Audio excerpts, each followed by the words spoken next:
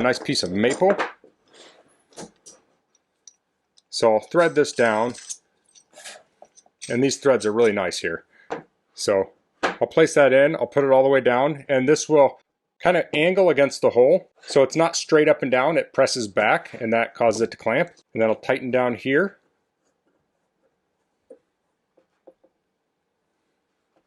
And that will tighten. So it's rotating a little bit, but I can't grab it out of there. So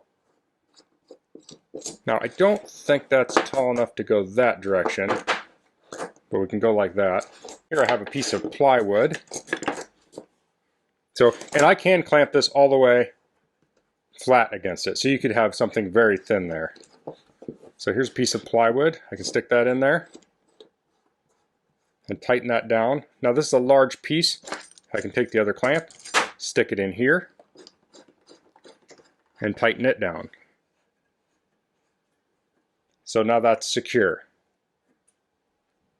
So to test these out, I'm going to do something I was doing the other day. I had a similar board to this, and I had to cut a channel in it at an angle. I'm going to pull this off the side of the bench.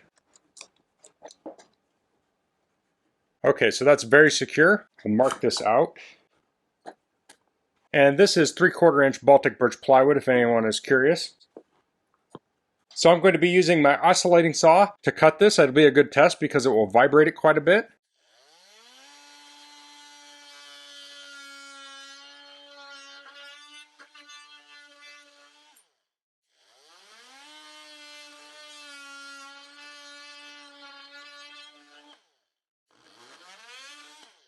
Now I'm going to use a chisel to cut this out of here. Now I'll clean this up a little bit. Okay, I'm all done. That looks pretty good. That held real nice and tight. So to release these, I'll just turn, pull them right out.